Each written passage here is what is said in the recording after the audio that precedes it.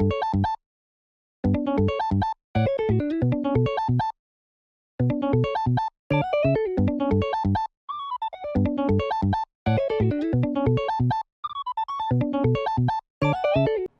what is up, ladies and gentlemen? Good to see you again.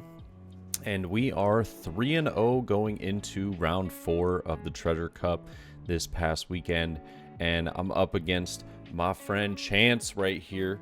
And Chance ended up, I think, placing top 32, if I'm not mistaken, going X2 with Katakuri. So big congrats to them. And it was so cool. At the very beginning of this, you know, Chance was telling me that, you know, big fan of the channel and everything. And dude, big shout out to you. It's you and many others that literally make the dream come true, and just putting out these videos and having a good time. I cannot say thank you enough. And it was just fun that we get to play a match and go through it. And it wasn't fun though that I had to play a billion Katakuris in a row, but I apparently just got really unlucky pairings because everyone else that I talked to maybe paired up against like 1 or 2 Katakuri, but I just got 5 that day, so that was fun. And the matches were always great, so I can't really complain too much. The ones that I did lose, it really came down to a few mistakes that were made, or just like one mistake in one turn that decided the match. But ladies and gentlemen, for many of you that have checked out my Twitch channel, you know that we stream every night and we stream a lot of One Piece. We have a good time. Well, tonight I will not be streaming because I will be co-commentating with the man, the myth, the Eggman over on his Twitch channel. So if you want to check out his tournament that he's got going on, just pop over to twitch.tv/theeggman and yeah, come and say what's up. Show us some love. But turn 1, he gets putting down, does find Randolph, and we'll just go ahead and pass it over. This was actually the one game out of the 5 Katakuri matches that I did win the dice roll, and I got to choose second. It was amazing. I was like, wow, I get to go second. Hooray. But we didn't have brand new in hand, so no turn 1 play for us.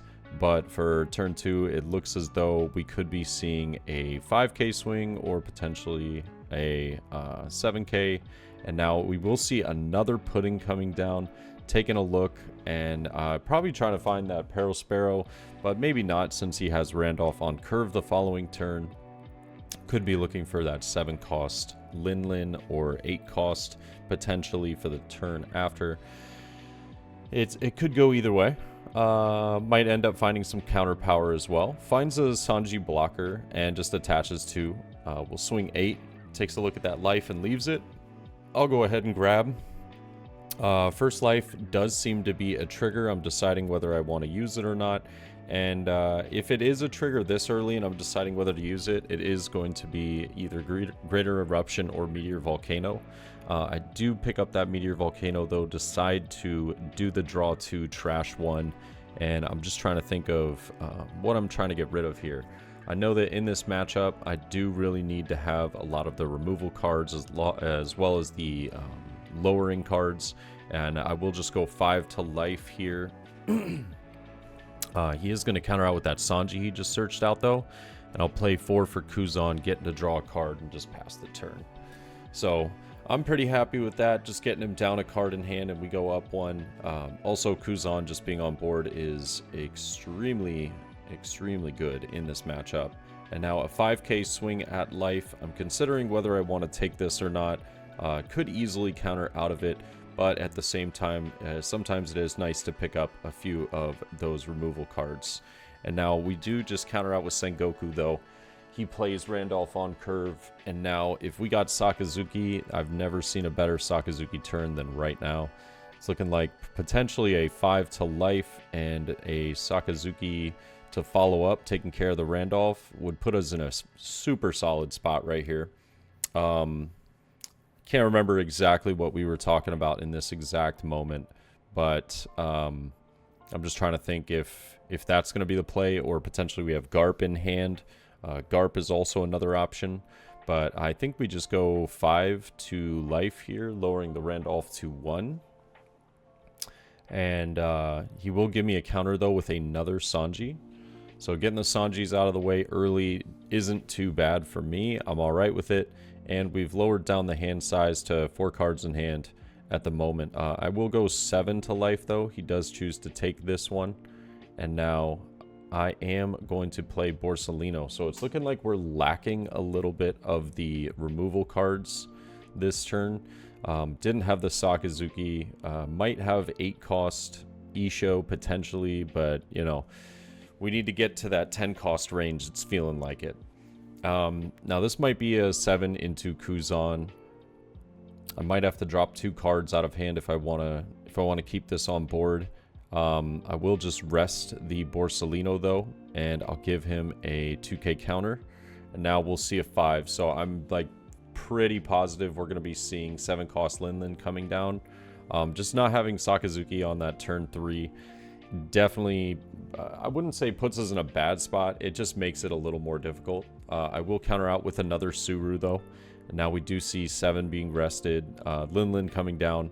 I choose to just let him have a life here. I feel like we're both pretty healthy.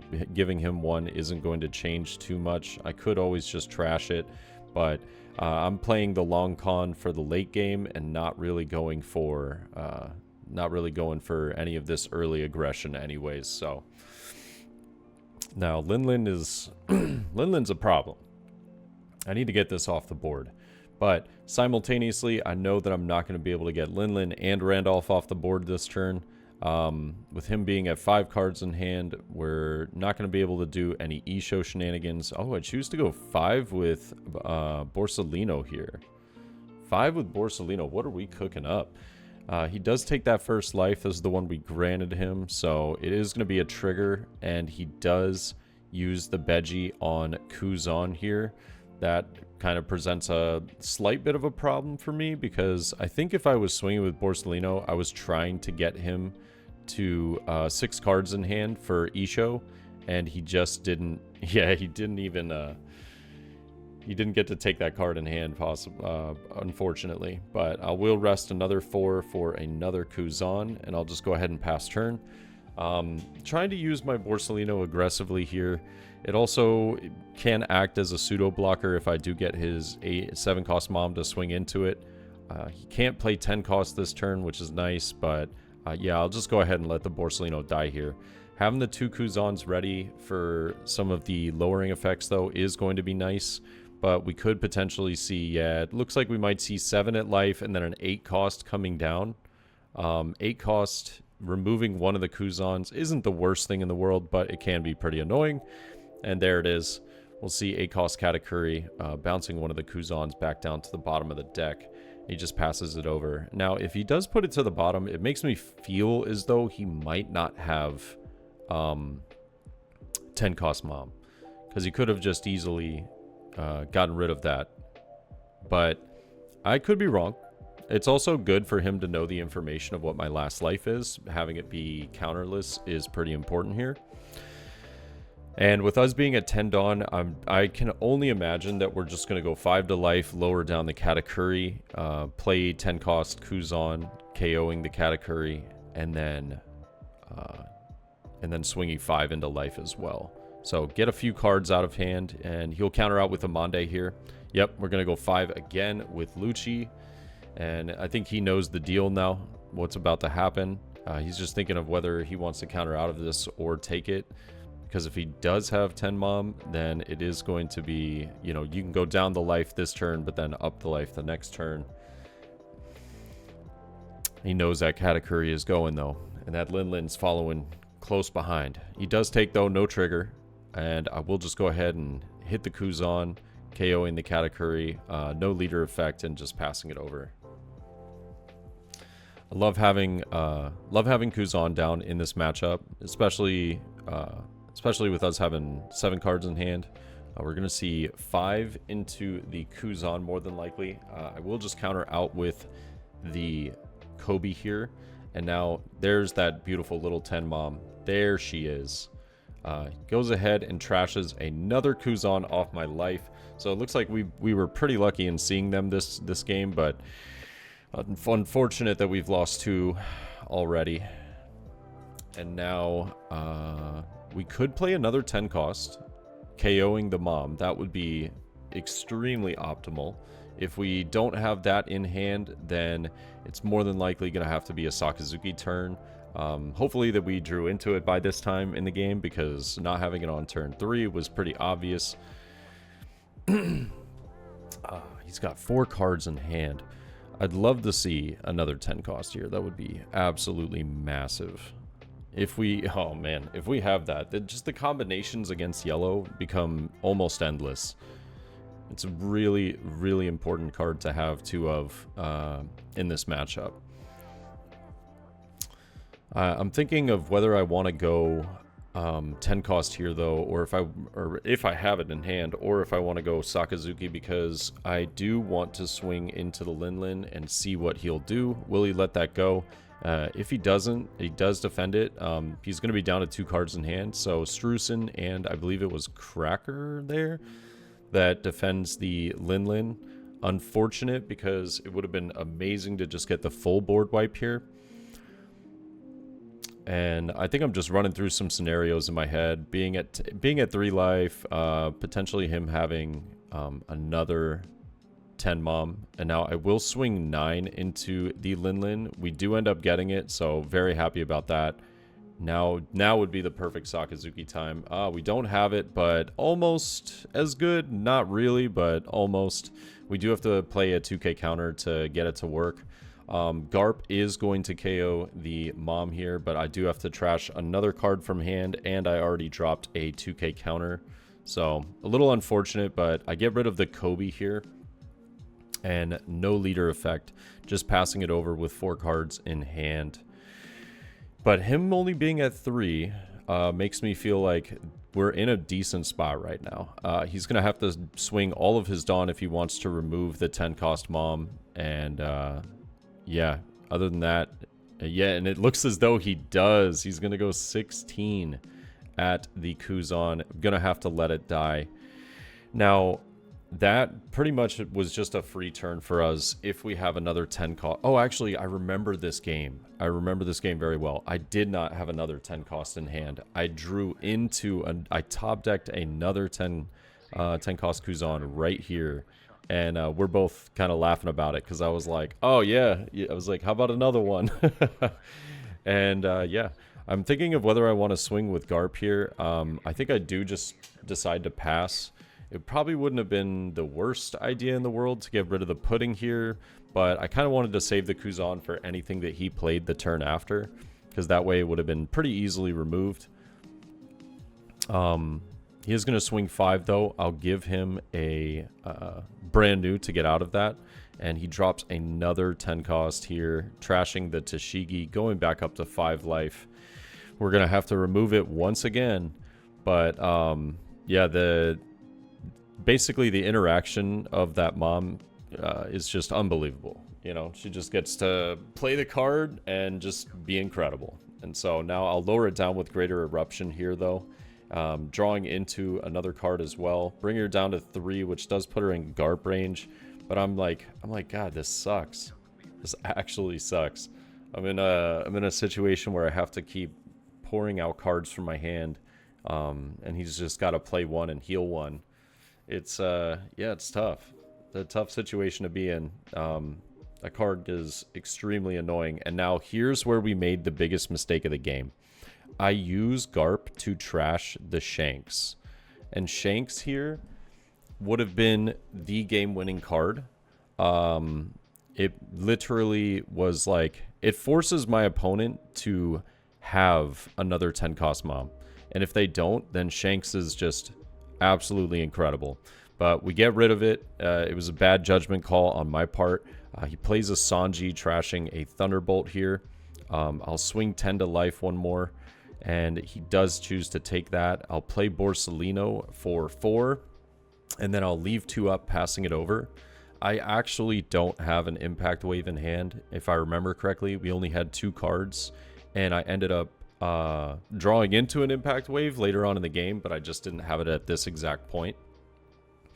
But he plays 7 cost mom, and I think that I'm just kind of like running it through my mind whether I should try and take this life or not, but I choose to just let him have it.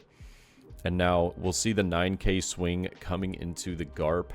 And yeah, this is where that Shanks would have been very, very nice. The following turn, we could have just wiped the entire board. But unfortunately, now I have to save the Garp.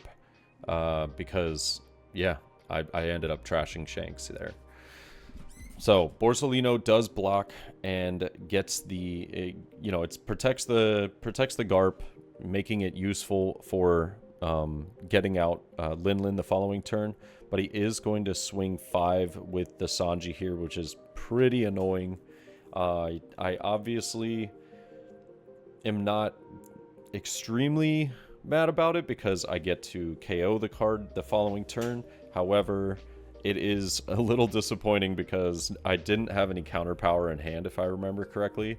I ended up having like a Greater Eruption, drawing into another, what was it? Shockwave. But yeah, you see Greater Eruption on Linlin here brings everything on his board down to 0. Shanks would have wiped everything, so I could have swung Leader, Kuzan, and Garp into life. Anything that he gets out of life just gets KO'd by Shanks right here. It would have been the turn. And so, big misplay on my part. I choose to go 6 into the Sanji, though. He's just taking a look at those 2. He does choose to let it die. I'm not going to use Leader ability here. Gonna have to use Garp, though, to KO the Big Mom, and I'll just go 10 into... Well, actually, I'm thinking about it. I'm thinking of whether I want to... whether I can afford to give him a card or not. And I do use the Garp to get rid of the Linlin, because I was like, oh, what if you do end up getting Thunderbolt out of life, and then Thunderbolt out of life KOs the Garp, and now I just have this Linlin staying here. He does get Cracker from the top life, though. And then I'll just play Sakazuki, KOing the Cracker. And no Leader effect because we only have 1 card in hand. I've got 2 Dawn active, and that 1 card happens to be Shockwave. And he does some very simple math in his head. And he goes, okay, if I just go 9 and then 9, it's just game. So he's just going to go 9 with Pudding. And then 9 with Lead, and all I have is the Shockwave. So sadly, trashing that Shanks right there was literally the game loss. Yeah, that card ended up being way more valuable than I thought it would be in the situation. I just missed the play in my mind, and you know, it's unfortunate. You live and you learn, but it was a bit of a bummer that I ended up losing that match because of my own misplay. Because I think had we just swung everything to life, we were looking good and we would have had game the turn after playing Shanks. But it is what it is. What can you do, ladies and gentlemen? But I hope you guys enjoyed the match. I always love posting some of these so that not only myself, I can learn from my mistakes, but if anyone sees them and gets anything out of it, it's always good to know. And hope to see you guys in Eggman stream tonight as we commentate over the games. Starter Deck 10 is live, as well as the ban list and restrictions are in effect. So should be a lot of fun, but I'll catch y'all in the next one, all right? Peace.